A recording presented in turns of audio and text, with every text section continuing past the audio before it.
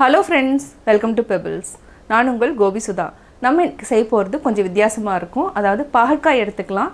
இத வந்து தண்ணியில வந்து வேக வைக்கணும்.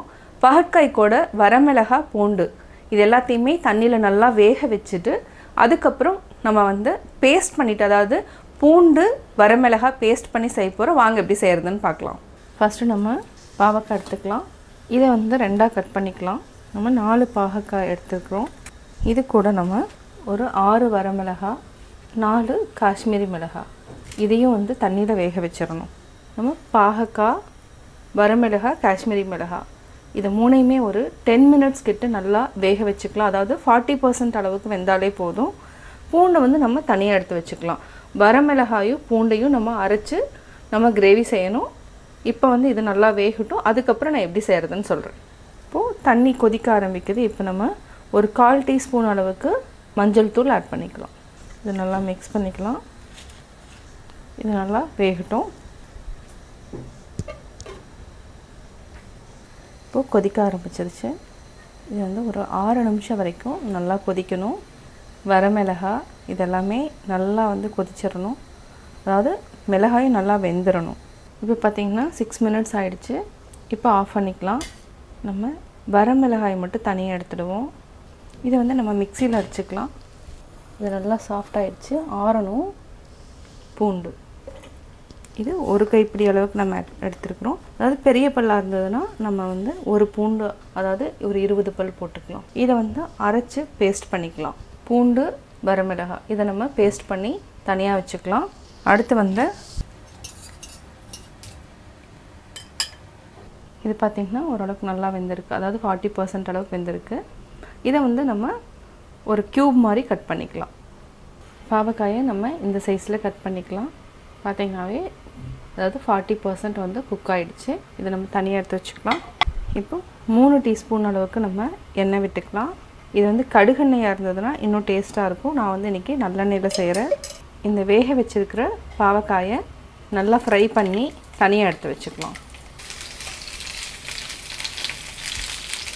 தேவையான அளவு உப்பு சேர்த்துக்கலாம். இது 5லிருந்து 6 நிமிஷம் வரைக்கும் ஹை ஃப்ளேமில் வச்சுட்டு நம்ம நல்லா வதக்கிக்கலாம். அதாவது இது ஓரளவுக்கு வந்து ஃப்ரை ஆகணும். லைட்டாக மேலே வந்து தீஞ்ச மாதிரி வரணும். அது வரைக்கும் இதே மாதிரி நல்லா வறுத்துக்கலாம். பாவக்காய் நல்லா வெந்துருச்சு. அதாவது பார்த்திங்கன்னா இந்த மாதிரி கொஞ்சம் லைட்டாக தீஞ்ச மாதிரி இருக்கணும். ரொம்ப தேயக்கூடாது. இந்த அளவுக்கு வெந்தாலே போதும். இப்போ நம்ம கேஸ் ஆஃப் பண்ணிக்கலாம். அப்போ தான் வந்து இந்த பூண்டு பாவக்காய் குழம்பு வந்து நல்லா டேஸ்ட்டாக இருக்கும். இது வந்து நம்ம சாதத்துக்கு சப்பாத்திக்கு எல்லாத்துக்குமே நம்ம எடுத்துக்கலாம்.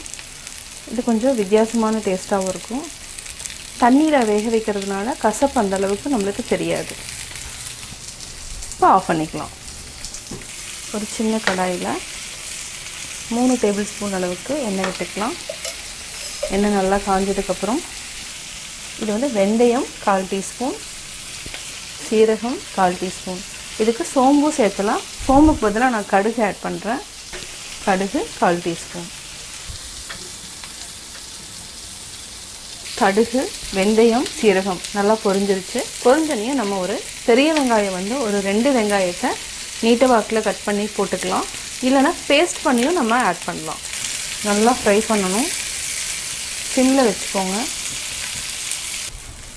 இது ஒரு 2 நிமிஷம் வரைக்கும் நல்லா ஃப்ரை ஆகணும்.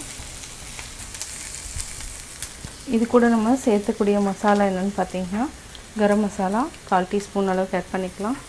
மல்லித்தூள், சீரகத்தூள் இது நல்லா மிக்ஸ் பண்ணி விடுங்க. கொஞ்சமாக நம்ம தண்ணி ஊற்றிக்கலாம். நம்ம இதுக்கு தேவையான அளவு உப்பு சேர்த்துக்கலாம். ஆல்ரெடி பூண்டு வரமிளகாய் இந்த பேஸ்ட்டையும் ஆட் பண்ணிக்கலாம்.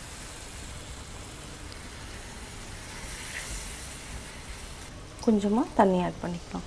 இது வந்து நல்லா எண்ணெய் மேலே வர வரைக்கும் ஃப்ரை பண்ணிக்கலாம். இப்போ மூடி வச்சுக்கலாம்.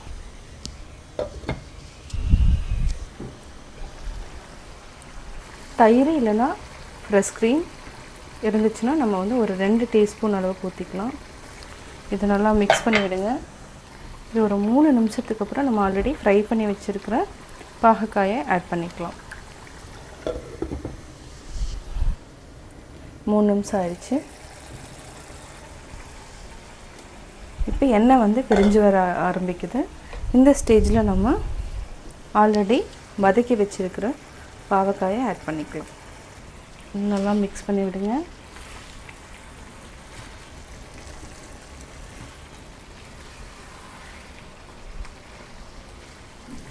இதுக்கு கொஞ்சமாக உப்பு ஆட் பண்ணிக்கலாம். ஒரு 3 டேபிள் ஸ்பூன் அளவுக்கு தண்ணி விட்டாச்சு. இப்போ நம்ம மூடி வச்சுக்கலாம். நல்லா வெந்து, அதாவது ஆயில் வந்து ரிலீஸ் பண்ணும், அது வரைக்கும் மூடி வச்சுக்கலாம். அதாவது பூண்டு வரமிளகானோட பச்சை வாசம் போயிடும். 3 நிமிஷத்துக்கு அப்புறம் ஆஃப் பண்ணிக்கலாம். 3 மினிட்ஸ் ஆகிடுச்சு. பார்த்திங்கன்னா நல்லா வெந்துடுச்சு. இப்போ நம்ம ஆஃப் பண்ணிக்கலாம். சுவையான பூண்டு பாகற்காய் குழம்பு ரெடி. பாகற்காய் பூண்டு குழம்பு எப்படி செஞ்சுங்கிறத பார்த்தீங்க. இது வந்து சப்பாத்திக்கும் சாதத்துக்கும் ரொம்ப நல்லாயிருக்கும். நீங்களும் வீட்டில் ட்ரை பண்ணி பாருங்கள். ட்ரை பண்ணி பார்த்துட்டு உங்களுடைய கமெண்ட்ஸ் எனக்கு சொல்லுங்கள். பிடிச்சிருந்தா லைக் பண்ணுங்கள், மறக்காமல் சப்ஸ்கிரைப் பண்ணுங்கள்.